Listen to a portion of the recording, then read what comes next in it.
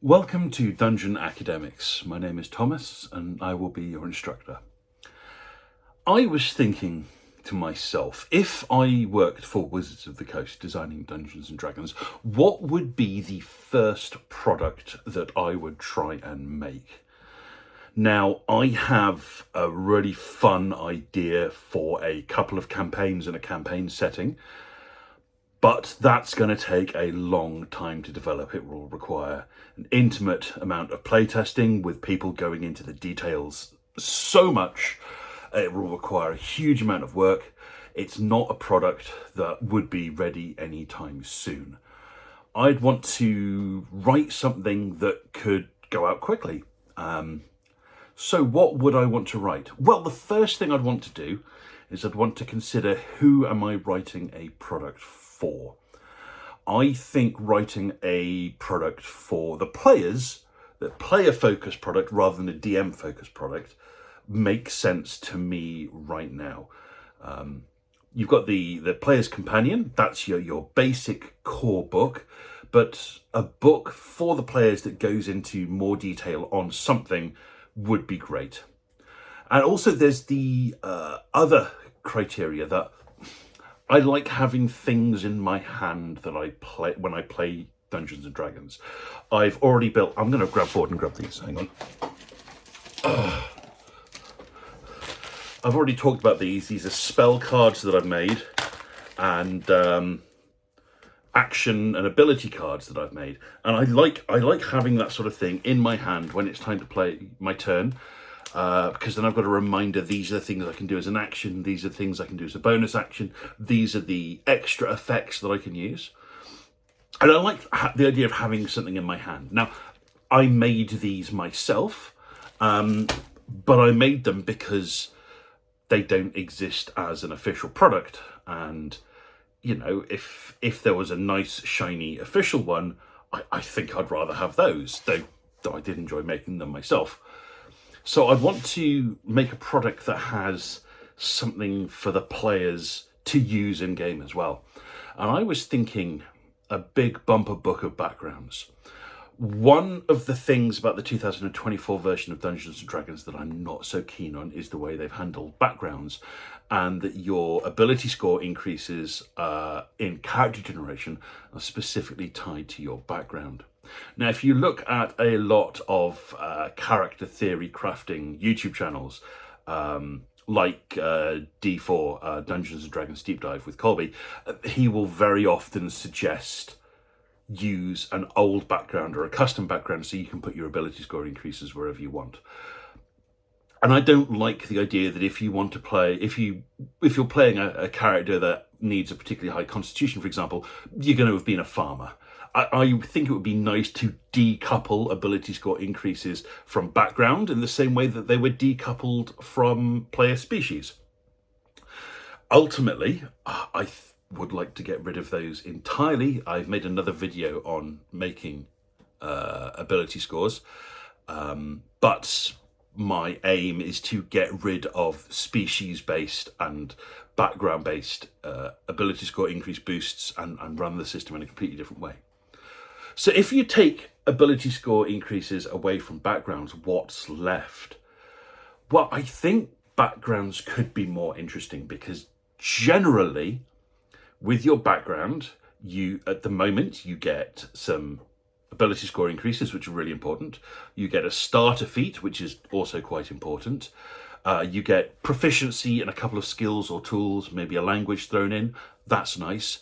And then that's it. Your background is no longer in any way, shape or form relevant to your character's progression. And I think this is a missed opportunity. I'd like to have a system where at strategic levels, from 1 to 20, your character gets certain abilities based on the background that you chose them. Each background might have a list of abilities, some which are available at any level, some which are available at specific thresholds, tied to their background, and you can choose to unlock them at specified levels.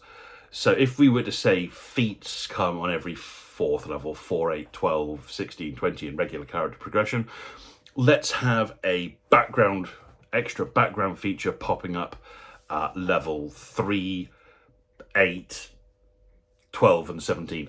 I don't know, I just made those numbers up. But there will be a chart, and based on character level, you get an extra ability based on your background at these levels. Now, these are not tied to your class levels. So these come independently if you multi-class. So it doesn't matter if you're a 12th level fighter or a 10th level fighter and 2nd level cleric. Your total level is 12. That's what counts when working out your background features. And we make a big book with an abundance of different backgrounds in, and they all have different features. Now, what I'd really like these features to be useful for is interacting with NPCs. Your background is not necessarily about being better at your primary ability. It's not about, it doesn't make you a better wizard, it doesn't make you a better fighter, it doesn't make you a better healer necessarily, but it does change the way you interact with NPCs. Because, I mean, there are a couple of backgrounds that just seem a bit redundant. The entertainer background should be the perfect background for being a bard, but it doesn't really give you anything that you wouldn't get for being a bard. So how could we make entertainer feel useful? Well, you give it certain abilities that don't double up with the bard class. Saying you have access to these skill proficiencies and you can play some musical instruments isn't really that useful for bard, because if they don't have proficiency in it, they're going to get jack of all trades anyway, and they're already really good at playing musical instruments. So you just throw in a few extra abilities dealing in social situations, being able to navigate your way around palaces or taverns slightly better. In the same way that the soldier background doesn't really add anything if you end up being a fighter. Perhaps a soldier background should give you bonuses when interacting with soldiers and town guards, for example. So let's change the way backgrounds work so they don't double up stuff that you might get from your class anyway. Let's give more abilities that players have an option to choose from as they progress through their levels. And let's also have a nice pack of ability cards that you can get for a selection of those characters. A selection of those backgrounds. So we've now got a book that's going to be useful for players. It's adding something new to the game. It's not just, oh, here are some more existing options that you don't need to use. It's like, this unlocks an entire level of progression that doesn't exist if you don't have this book. And here's an invitation to get these features on a card if you like holding things in your hand. I think that's a nice thing to do in terms of inviting players to invest into an ecosystem. It gives players something to hold on to, something in their hand when they're playing that they can pick abilities from. That really appeals to me as someone who plays a lot of board games as well. And it's a book that I think a lot of people would need. Again, a lot of books that are made, it's just, this is a book for your dungeon master. And the players, they might get a few extra options in it, but it's dungeon master focused. This is now a book that's player focused. Then we add to that later on a replacement to Mordenkainen's Monsters of the Multiverse, a player focused species book. So we have all the different playable species, and again, this idea that you unlock certain abilities as you level up. So for example, elves, there are a few feats that are associated with elves. Elven accuracy is a great example. Instead of having that as a feat that you pick instead of an ASI, you can have it potentially as one of the abilities that you can unlock as you level up with being an elf. And the great thing about this is you can have a set of species-specific abilities or bonuses, and then a set of generic abilities and bonuses. See, if you want to play the archetypal elf or the archetypal half-orc, you have those classic tropey abilities that you unlock at higher level. But if you want to play against class, you pick from the more generic list, and you have something that's perhaps more suitable to the character that you had in mind. And now you've got 2 books that players are probably going to want to have. So again, this isn't the Dungeon Master wanting to have it, this is the players wanting to have it. And with each book, you have a set of ability cards. Again, you don't have to have the ability cards, all the abilities are in the book. But if you want to have them in your hand, that's a product that you can buy. And this idea of making things that are focused on players rather than DMs, and making products that players can buy if they want to have them in their hand, but they're not necessary. You don't need to have them. I think that's a great way to build a sort of relationship with the hobby. I mean, I played Warhammer for years, Warhammer 40,000. So the amount of Warhammer 40 stuff I just got because I like it, and I liked having the accessories when I played. Did I need them? No. Did I like them? Yes. I think that's how Wizards of the Coast should be focusing their push to improve Dungeons and Dragons.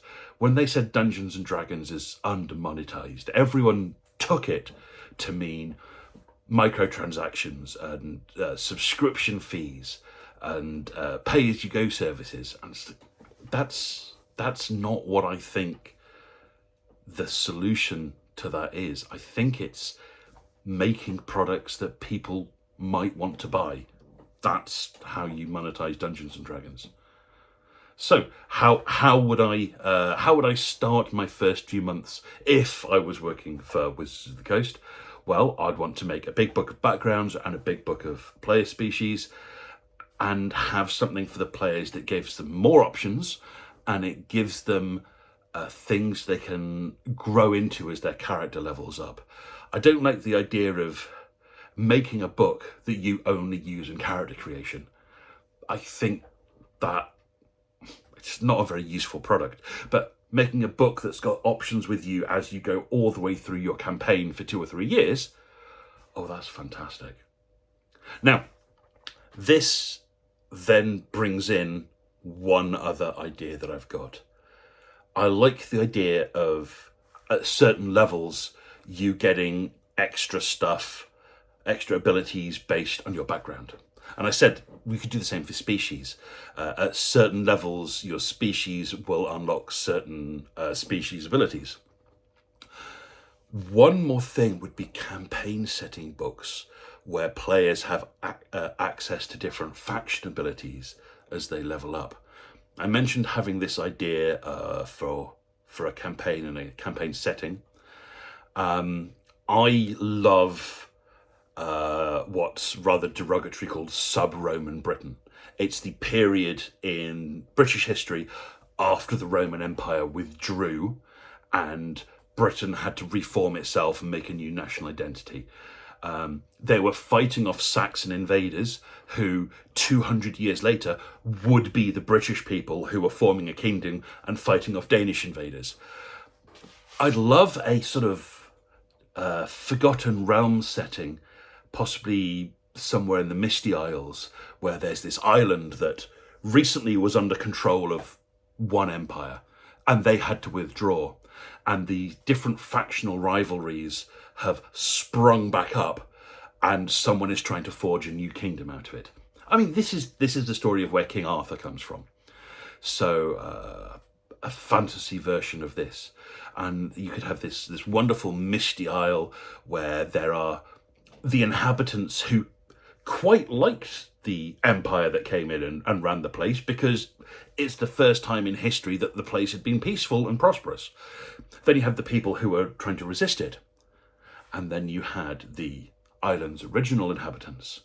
Then you had the invaders coming in. So you could easily make 5, 6, 7 different factions.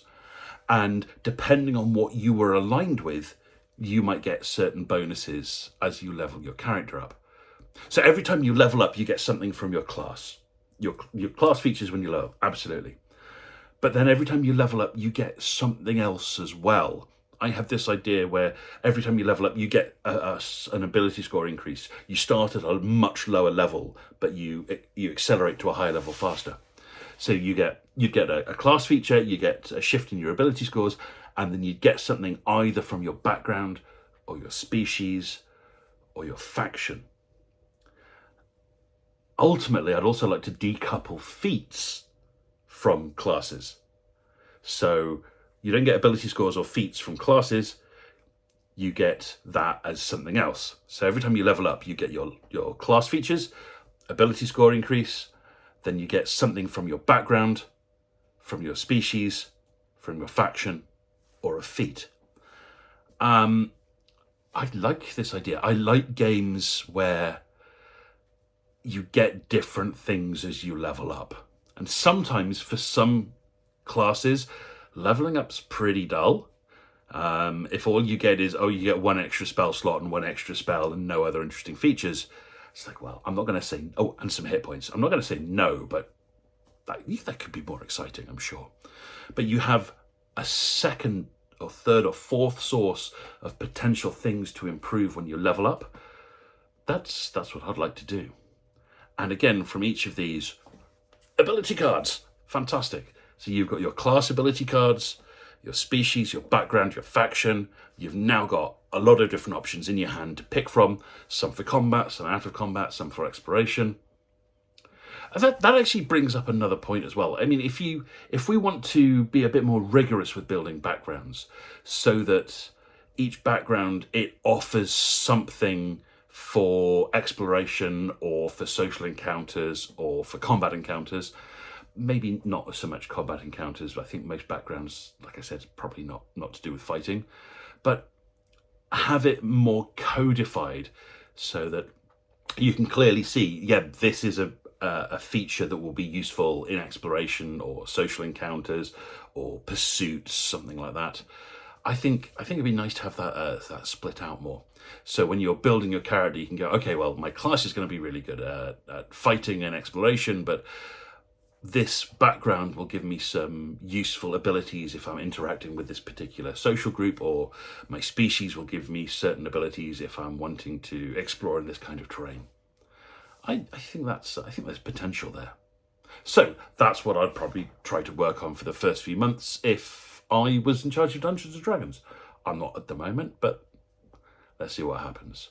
Anyway, thanks for listening to me rant, and enjoy your next game, whatever it may be.